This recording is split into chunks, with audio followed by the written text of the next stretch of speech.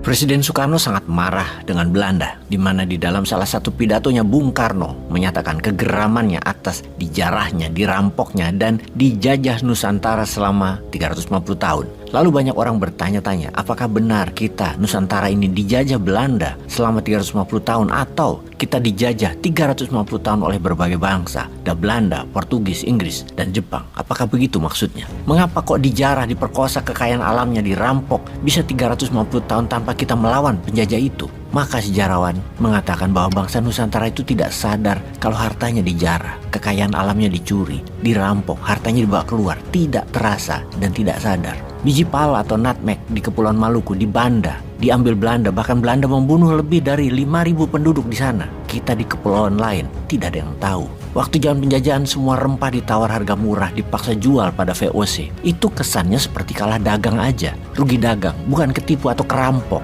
Kita tidak terasa apa-apa. Jangankan zaman Belanda, 40 tahun Freeport keruk tambang alam di ujung Papua, kemudian di Kepulauan Halmahera, lalu di Konawe, dan banyak lagi penghasilan tambang. Semua sekarang dikeruk habis-habisan secara brutal. Tetapi pusat pemerintahan di Jawa, walau penduduknya juga banyak di Jawa, lebih 140 juta jiwa penduduk Indonesia ada di Jawa, yang sadar bahwa kekayaan alam kita dikeduk, dirampok, paling nggak lebih 10.000 orang.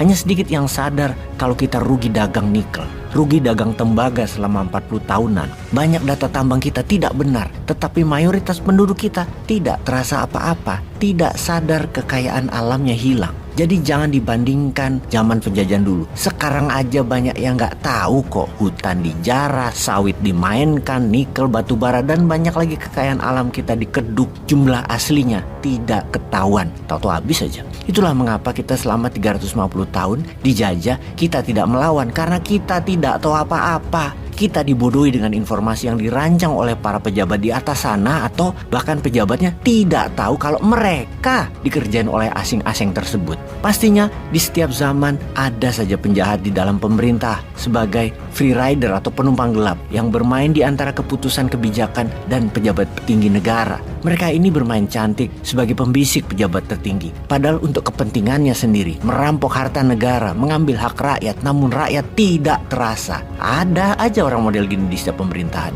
Mungkin yang paling tersuci atau terpintar adalah zaman sekarang ini, karena semuanya berlindung di balik orang baik yang menjabat di puncak pemerintahan. Jadi kita tidak diskusikan tentang hal yang ada di tanah air kita. Banyak yang baper, tapi kita bombardir dengan yang ada di luar sana agar kita semua berkaca. Kok mirip dengan yang ada di sini ya? Nah, kalau ada yang berpikiran begitu, itu di luar tanggung jawab Bosman. Itu persepsimu. Bosman hanya memberikan informasi apa adanya di dunia ini, di Afrika, di Amerika Latin, dan di banyak lagi. Untuk apa? Untuk pelajaran nanti ketika kalian generasi muda ini pada pegang kendali pemerintahan. Setelah dalam video sebelum ini banyak info sebaiknya Indonesia meniru cara Tiongkok untuk mengambil kekayaan negara-negara lain di selatan Pasifik misalnya. Sekarang ada baiknya kita meniru gaya Prancis. Seperti apa yang dilakukan Prancis di Afrika, kita akan tiru juga untuk negara-negara bodoh di bawah kita. Nggak mungkin kita kerjain Tiongkok, Malaysia, Singapura, Thailand. Mereka itu di atas kita, udah pinter semua. Yang bodoh pejabatnya, yang korup pejabatnya, yang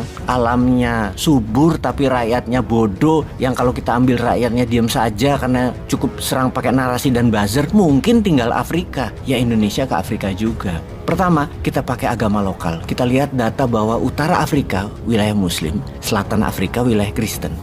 Kita pakai pendekatan agama ke wilayah utara Afrika. Saat ini, Wagner coba masuk ke wilayah tersebut mengusir Prancis. Dan setelah Wagner pegang wilayah, tentunya belum solid, kita hajar pakai agama. Kita kan semuanya mayoritas agamanya sama. Maka militer kita dan pasukan kita ala Wagner masuk ke sana, usir Wagner. Apa yang Prancis lakukan akan kita tiru. Nah, resep Prancis ini sebenarnya meniru Belanda di Indonesia dulu. Ketika itu mata uang di Nusantara berupa gobang dan kepeng itu ditukar, semua di buy out, semua diambil dan ditukar gulden Belanda. Namun dibuat berdasarkan kepingannya tembaga dan kuningan. Padahal kepeng itu emas loh, gobang itu emas. Jadi sama Belanda ditukar gulden tadi dengan tembaga dan kuningan dengan istilah seketip, setalen, seringgit gitu deh. Strategi itu adalah untuk mengambil semua semua uang disimpan di Belanda. Hartanya disimpan di Belanda, lalu diterbitkan gulden Belanda. Dan ini akal-akalan Belanda, sehingga mata uangnya berbasis gulden Belanda. Bukan yang selama ini ada gobang dan kepeng emas tadi. Perancis sama di Afrika, 14 negara jajahannya tidak boleh punya mata uang, tetapi diciptakan francophone. Mata uang berlaku di negara tersebut. Persis seperti Belanda ambil mata uang gobang dan kepeng. Di mana gobang dan kepeng Afrika dibawa ke Perancis, kekayaan tadi setiap tahun lebih dari 500 billion dolar sejak tahun 1960 dibawa ke Perancis. Rakyat 14 negara Afrika tadi cuma dibalikin kertas, CFA franc atau francophone. Kita juga sama. Kita ke Afrika tidak pakai kertas tapi pakai digital currency. Kekayaan mereka, sumber daya alam mereka ditukar dengan emas digital. Jadi transaksi di negara jajahan Indonesia di Afrika tersebut mereka pakai gramasi emas transaksinya, yang digital tentunya. Untuk dapat gramasi emas di rekening digital yang bisa bayar pakai QR code, mereka bayar pakai sumber daya alam mereka. Di sini lebih keren karena kita menjalankan peran dan doktrin agama. Kita tidak mengeksploitasi mereka, tetapi mengajari mereka bertransaksi pakai gramasi emas. Walau devisanya Indonesia yang pegang, lebih cantik dari Tiongkok, lebih manusiawi dari Perancis, lebih adil atas nama agama. Semoga paham satir ini ya. Peace.